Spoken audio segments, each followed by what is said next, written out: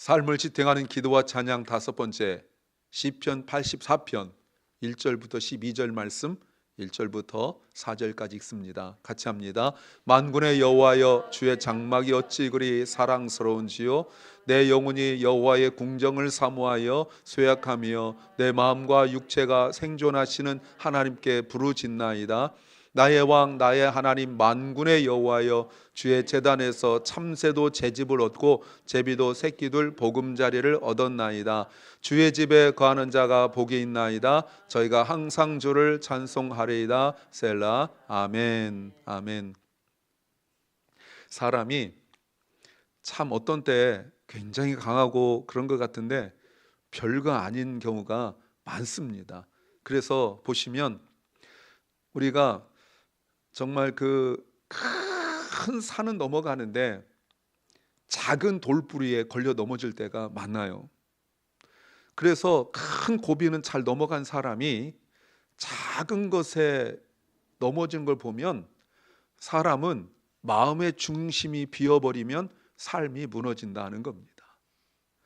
그래서 어떤 때는 말 한마디 때문에, 어떤 때는 차가운 시선 하나 때문에 정작 그렇게 말한 사람은 모르고 그렇게 쳐다본 사람은 모르는데 내가 그렇게 느끼면 여러분 그것 때문에 마음이 무너지고 또 삶이 무너지고 때로는 사명까지 무너지기도 해요.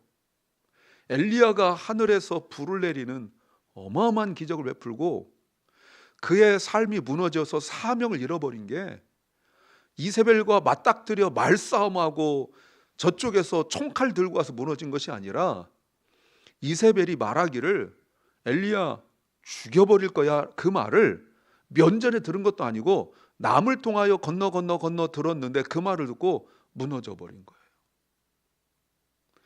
그 마음이 무너지니까 그 능력 있는 사람이 죽음을 보지 않고 하늘로 돌려 올라갈 수 있는 그런 분도 말 한마디 때문에 무너져 버려요. 그런데 마음이 무너진 것보다 더 어려운 게 뭔지 아십니까? 영이 무너지는 거예요. 마음이 무너지면 그래도 어찌 하여서 회복될 수 있습니다. 근데 영이 무너지면 회복할 방법이 없어요. 여러분 영혼이 무너지고 이럴 때 어떻게 합니까? 쇼핑하나요? 아니면 멀리 여행을 떠나나요? 정말 너무나 단순하지만 말씀과 기도와 예배로 회복되는 줄로 믿습니다. 근데 그걸 못해요. C.S. 루이스가 말한 것처럼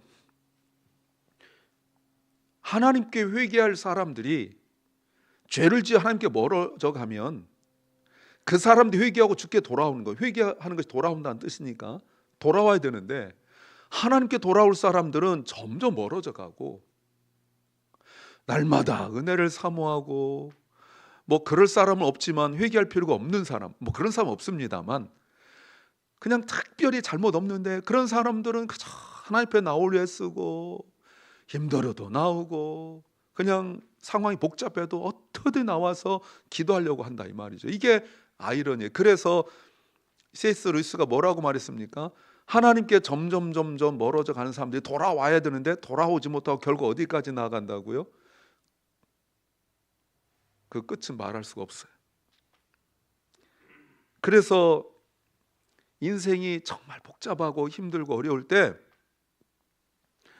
하나님께서 택하시고 구원한 백성들에게 성령께서 역사하시거든요.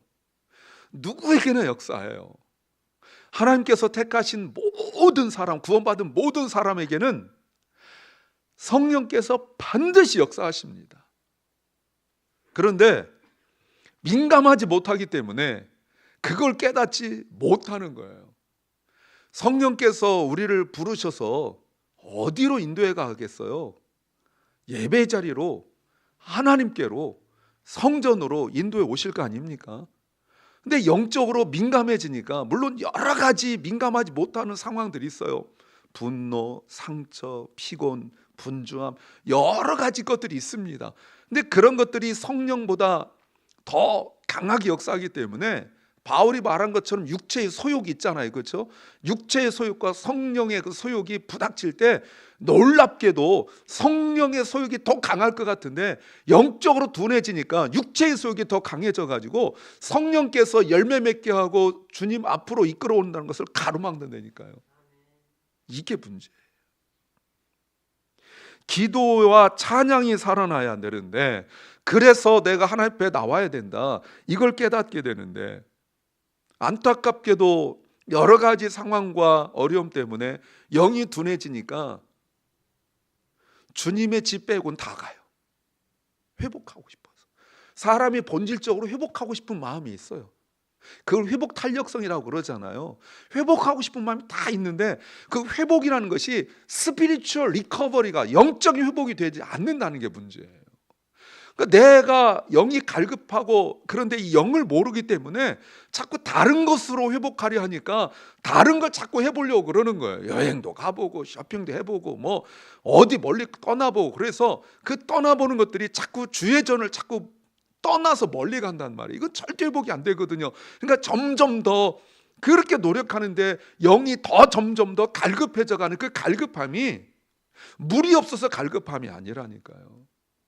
말씀이 없어서 갈급함인데 그걸 모르니까 자꾸 다른 것으로 채움받으려 하다가 결국은 엉뚱한 것 손을 대는 거예요.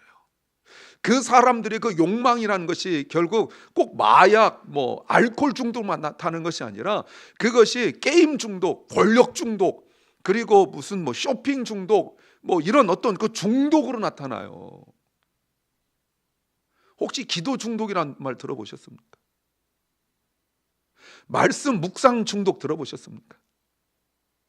저의 병입니다. 저는 기도 중독, 말씀 중독 병이 있는데 제가 커밍아웃 합니다 라고 하면 얼마나 좋을까요? 그런 거 없습니다.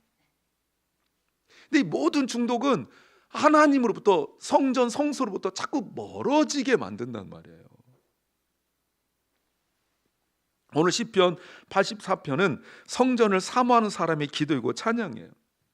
성전을 올라가면서 지금 먼 길을 걷는 그 순례자가 부르는 찬양이에요. 그래서 이것을 시편의 진주라고, 우리는 시편 23편이 진주 같잖아요. 그런데 시편 84편이 시편의 진주다, 이런 별명이 있어요. 왜요? 왜 시편 84편이 시편의 진주라고 그래요? 예배의 가치, 그 밸류를 가장 아름답게 빛나게 하는 찬양이기 때문에 그래요. 오늘 시편 84편 1절 보세요.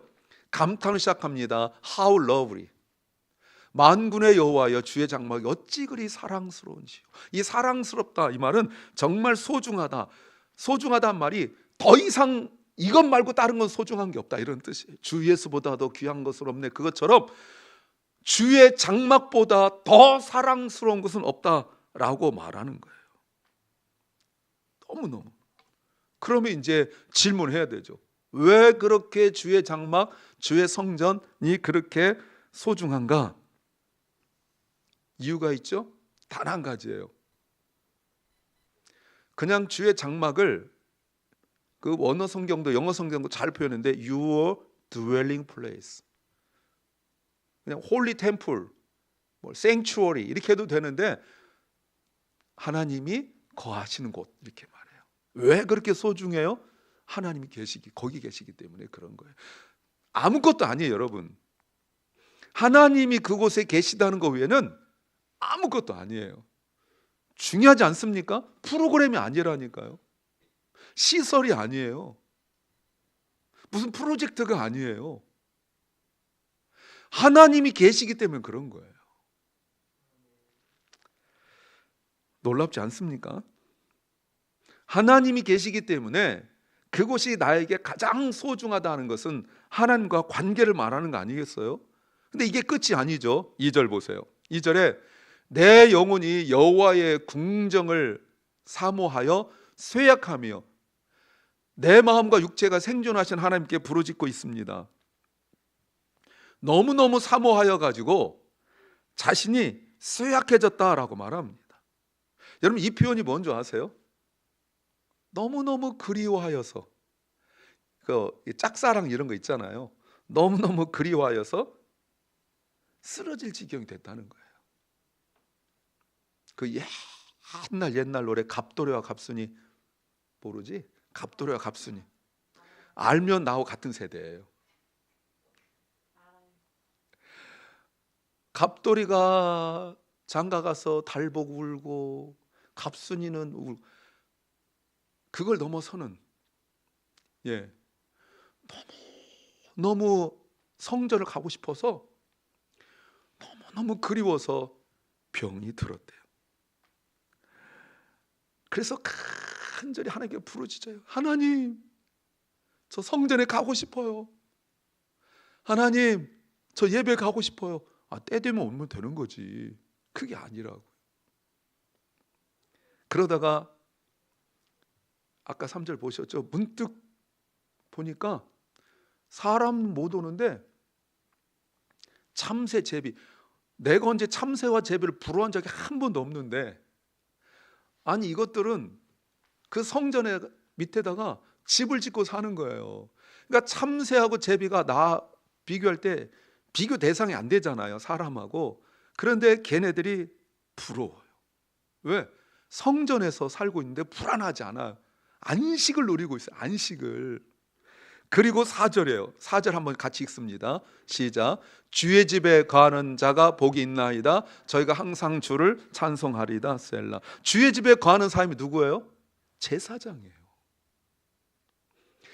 지금까지 전체 구약의 내용을 보면 제사장을 부러워하는 사람 하나도 없습니다.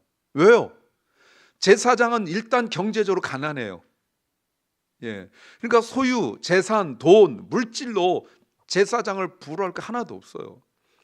우리가 작년 연말 해가지고 그 뒷부분, 이스라엘 멸망할 때 그 뒷부분 우리가 쭉 보셨잖아요. 말라기까지 쭉 볼 때 여러분, 제사장들의 삶이라는 거는 정말 경제적으로 처참해요.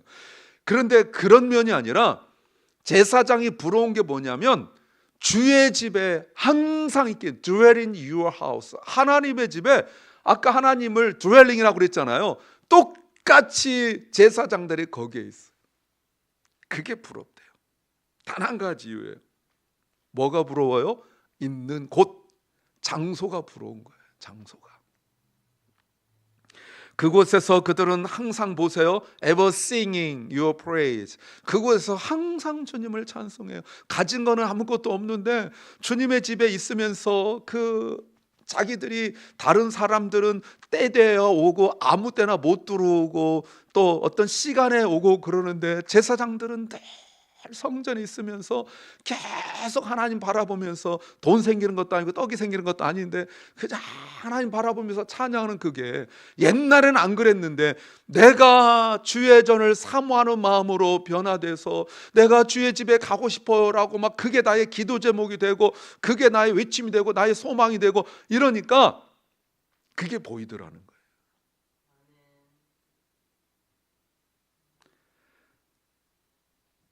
여러분, 혹시 날마다 성경 보고 연구하고 기도하는 목사가 부럽습니까? 별로 안 부러운 것 같은데. 제가 오늘 세금 보고했는데 저 25년 동안 저 세금 보고해준 장로님 전화 와가지고, 목사님 어떻게 사세요? 이러더라고요. 제가 이렇게 얘기했습니다. By God's grace. 방언으로 얘기했어요. By God's grace. 그랬더니 그분이 방언 통변 은사가 있어서 알아듣더라고요. 여러분 알아들었습니까? 이게 방언이에요. 달리 말할 게 없죠. 여러분 보세요. 주님을 사랑하는 마음은 주님의 집을 사랑하는 마음으로 드러나는 거예요. 확증이 없잖아요. 나 주님 사랑해요. 뭘로? 주님의 집을 사랑하는 마음, 성전을 사랑하는 마음으로 드러나는 거예요. 그러다가 마음에 소원이 생겼어요. 10절. 주의 궁정에서 한 날이 다른 곳에서 첫날보다 낫다. 사실 첫날이 더 좋죠. 인생으로 따져도 길게 사는 게 좋지 짧게 사는 게 좋겠어요? 그런데 이분이 뭐라고 말하냐면, 세상에서는 하루보다 첫날이 더 좋은데, 여러분 대통령도 하루 하는 것보다 첫날 하는 게 더 좋지 않겠습니까? 사장도 하루 하는 것보다 첫날 하는 게 더 좋지 않겠습니까? 그런데 주의 궁정에서는 첫날보다, 다른 거에 첫날보다 하루가 더 나아요. 그 마음이 생겼어요. 이 말이 뭐예요? 내가 그렇게 사모하니까 주의 성령께서 내 마음을 이렇게 정리를 시켜주는 거예요. 악인의 장막의 거함보다 내 하나님 문지기는 게 좋다라고 말해요. 나는 제사장이 될 수가 없어요. 제사장은 하나님께서 선택하세요. 인격과 실력과 능력으로 뽑는 것이 아니라 아예 처음부터 너는 제사장이야, 너희 후손들은 제사장이야 했기 때문에 내가 제사장 되고 싶어도 될 수가 없어요. 그러나 할 수 있는 게 있는데 뭐냐면 문지기. 가장 천한 직업이죠. 물론 문지기도 레위인이 되고 이런 거지만 아마 그거라도 해서 내가 주의 성전에 있고 싶다. 여러분, 그냥 장소만 말하는 게 아니죠. 하나님의 임재라는 거예요. 그러니까 하나님의 임재의 시간이 세상의 시간보다 더 크다라고 강조하고 말하고 있는 것이죠. 여러분, 얼마나 성전을, 얼마나 예배를 사모했으면 문지기라는 가장 그 도어키퍼, 가장 그 하찮은 일이라도 하고 싶은가, 지금 그 얘기를 하고 있는 거예요. 그래서 예배를 사모하는 마음은 삶을 지탱해 나가는 거예요. 우리 그리스도인들은 삶을 버틸 수 있는 게 물질이 풍성하게 공급되고, 그리고 건강한 것, 사업이 튼튼하고 이런 걸로 견딘다면 세상과 다를 바가 없죠. 물론 그 있어야 됩니다. 그럼에도 불구하고 우리 삶을 견고하게 튼튼하게 붙드는 그 기둥 또는 코너스톤, 그 모퉁이 돌은 예배를 사모하는 마음이에요. 왜냐하면 예배를 사모하는 마음이 우리의 세계관과 가치관을 바꾸기 때문에 그래요. 우선순위를 바꿔요. 우선순위를. 하나님의, 세상의 장막보다 하나님 집을 선택하게 되게 만드는 거죠. 그러면 이런 우리에게 아마 일반적으로 그런 질문할지 몰라요. 왜 그렇게 교회를 가? 뭐가 그렇게 교회가 좋아? 그런 질문. 저희 어머니하고 이렇게 통화하면 어머니가 늘 하시는 말씀이 그래요. 그 힘들게 어렵게 두 아들을 키워 나갈 때 정말 믿고 의지할 때가 주님밖에 더 있겠어요. 요즘 연세 드셔가지고 날마다 철야를 못 하시는데 여러분 80어강까지 매일 철야하셨어요. 저희 장모님하고 어머니는 매일 철야하셨어요. 요즘에 그걸 못하는 걸 너무너무 안타까워요. 여러분 벌써 성경 1도 가셨어요. 1월인데. 그럼 하루 종일 하냐? 그건 아니에요. 예, 낮에 뭐 마실도 가고 뭐 이렇게 경로당도 가고 그러시더라고. 여하튼 그렇게 주님 붙들고 의지하고 새벽부터, 그 제가 중학교 때부터 어머니 모시고 새벽기도 나가서 지금까지 오고 있는 거 아닙니까? 그래서 어머니 혼자 가면 무서울까봐 제 딴에는 어머니 보호한다고 이렇게 따라다니다가 제가 새벽기도 이렇게 다니게 됐잖아요. 사람들 묻죠. 뭐 이렇게 교회 가냐? 살 수가 없어요. 말씀 보세요. 5절에 주께 힘을 얻기 때문에. 그래서 그 마음에 시온의 대로가 있는 자, 이런 마음에 시온의 대로가 있다는 말 뭐예요? 맨날 마음이 교회를 향하여 큰 길로 나 있다는 뜻이에요.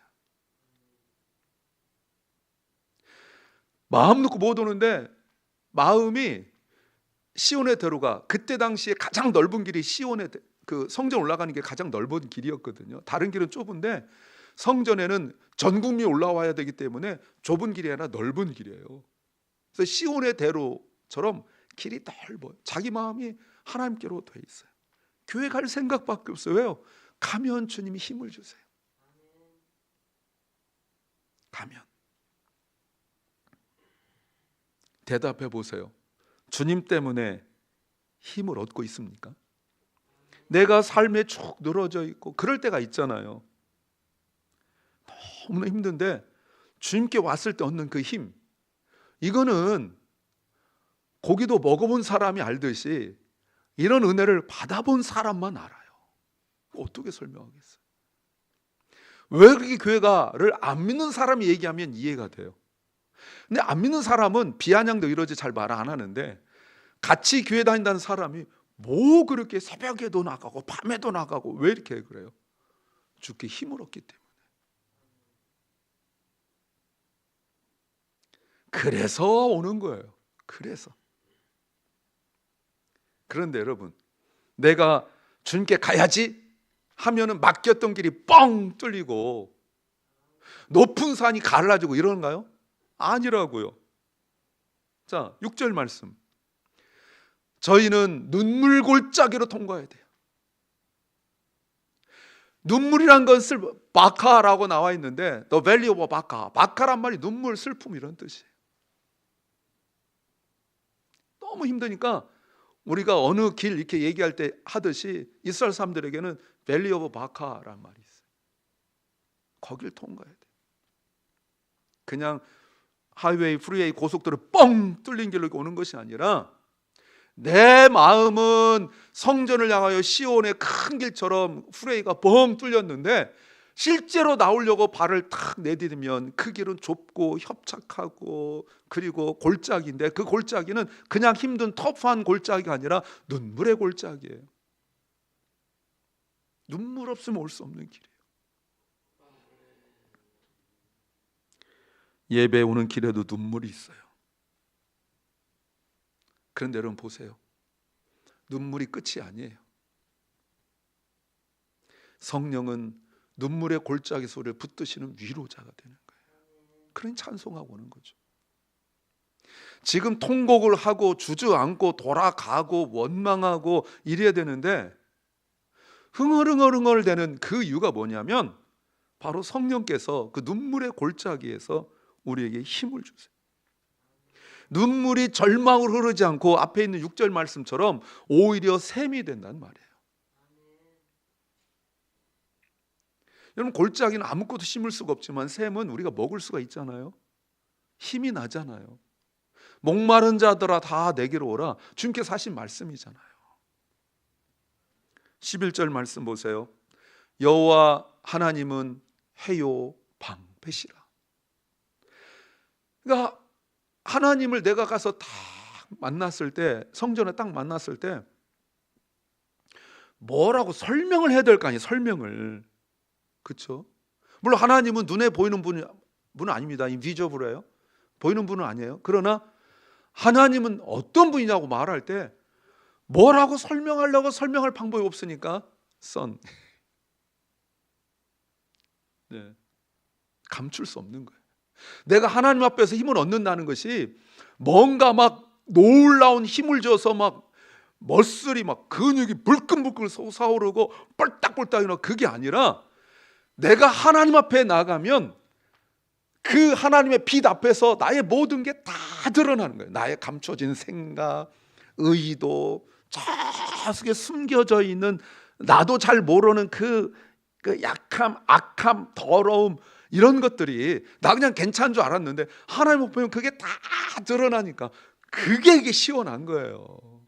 마치 그 나이 드신 분들이 뜨거운 물속에 들어가면 시원하다. 그 시원함과 비교할 수 없는, 나의 죄가 씻김 받는 그 시원함, 내 속에 있는 영혼의 어두움이 씻겨가는 그 시원함, 그걸 얘기하는 거예요. 또 방패는 뭡니까? 이 방패라는 단어가 언제 나왔어요? 언제 나왔죠? 창세기에서 나왔는데 18장에서 나왔죠.